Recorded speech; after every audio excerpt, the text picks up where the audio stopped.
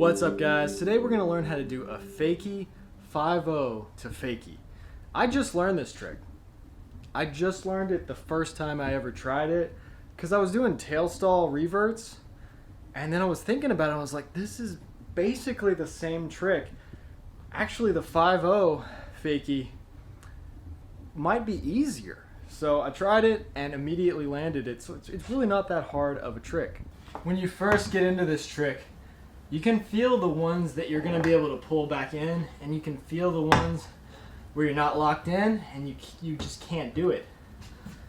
It's the hardest part of this trick is really committing to going back in, fakie. You get in there and you have to really shift your weight and really pull the board to get it back in. And it's hard to trust that you're going to be able to actually get those front wheels over the coping. But the ones that you really lock in, you can just feel it, that you're going to be able to pull them back in the right way. If you're just barely up on there, it seems like it would be easier, but for me it's actually harder. When I have my wheel locked against there, it's easier to push back in. So to do this trick, you need to learn how to come up a fakie and do a fakie 5-0 or fakie pivot. Come back in regular.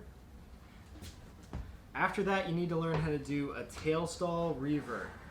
The reason you need to know that trick is because it's basically the same thing. You're just getting your truck up on the deck, on the coping, and you're kind of doing a revert back in. It's a little bit harder than the tail stall because you have to really lift those front wheels up. So I found that this trick is a lot easier with smaller wheels because they fall off the coping easy. So a bigger wheel is going to really lock in, and with this trick you want to be able to pull that wheel over the coping and back into the ramp. So you're going to roll up fakie, turn your shoulders, lock in, put your weight on your heel and lock into the heel side wheel there. Then you're going to shift your weight back into the ramp, keep turning your shoulders the same direction, pull with your toes on your back foot, lifting up on your front foot, roll in, let it go down, and roll back into the ramp. This is going to be way easier to learn on a really small ramp, something that's not that intimidating. This is a pretty hard trick. It's pretty scary. I've never landed this trick until today. This is the first time I've ever tried to actually do this.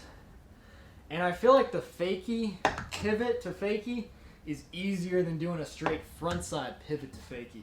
If I do the frontside one, I feel like I have to pop in. With this one, I didn't really feel like I had to ollie into the ramp.